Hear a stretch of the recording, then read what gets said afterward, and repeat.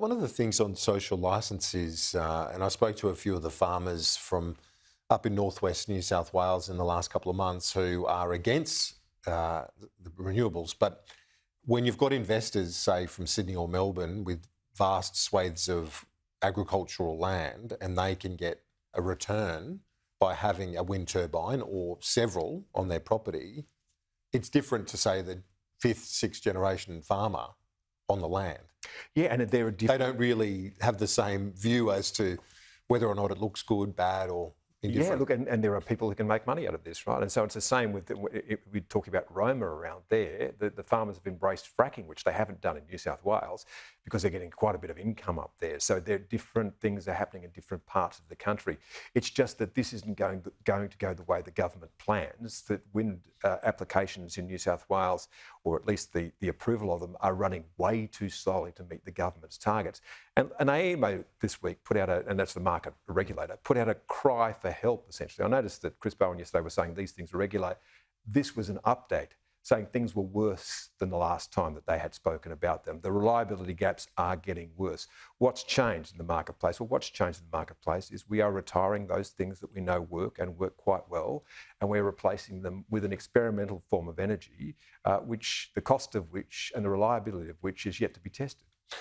On that report, the statement of opportunities, it's called, statement of risk, I guess, as well, as you rightly point out, but the New South Wales government looks certain now, it looks inevitable that they will keep the Eraring coal-fired power station going beyond its scheduled closure date next year. Yeah, because if it was closed, it would be catastrophic for New South Wales. Essentially, the lights would go out. There is nothing to replace that capacity at the moment, and it's keeping the system afloat. Again, people don't understand energy systems. And another part of the energy system which is really important is frequency control, is the inertia in the system. Now, the coal-fired power plants have a giant spinning turbine, and that essentially sets the harmony for the entire network. One of the other things we're going to have to do as we decommission these is to build that, which we got for free from the old power plants, into the system, which will again add millions to the cost. So what we're doing is taking known forms of energy and replacing them with forms of energy which we don't know exactly how they're going to connect to the grid, particularly when they get to the upper limits of 60, 70, 80% renewable penetration. No country on earth is trying to run its grid entirely on weather-dependent generation. Australia is going to be doing more than most, and I'll finish with this. If it works so well, why isn't it working well in South Australia, which has probably the highest renewable penetration of anywhere in the country and constantly relies on interventions from the market regulator, on the link that goes to Victoria, and gas and diesel supplies to keep the system afloat? On another matter, the International Criminal Court has referred 3 Hamas terrorist leaders plus 2 Israeli leaders, including the Prime Minister, to, they're seeking arrest warrants. This issue is like none other that I've seen in my time covering our national affairs and politics. There is so much in terms of the local reaction to this issue, passionate views on both sides of this debate right now. Yeah, look, I can remember a time when it was similar to this. I was the son of a soldier during the Vietnam War, and we moved around the country every 2 years. And the level of passion and anger then was similar to what we're seeing now, a divided community. So it's not completely strange to Australia, but it's been a very long time since we've seen this. I think that it probably was incumbent on the Prime Minister to say something yesterday. He could have at least said that there was no moral equivalence between the death cult of Hamas and the Israeli government. And here's why he's going to have an opinion. There is an international criminal court, but if it issues a warrant for the arrest of Benjamin Netanyahu, there's no police force.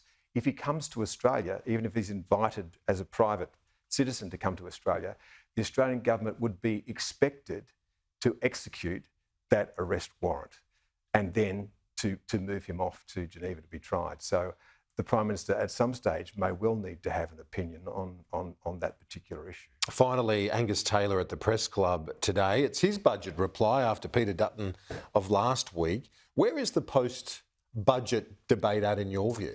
I think it's very sporting of the government that it's allowed opportunities for the opposition to make some hay, and I think no more so than on energy. And I think that what the coalition really needs is to have a short-term plan on energy.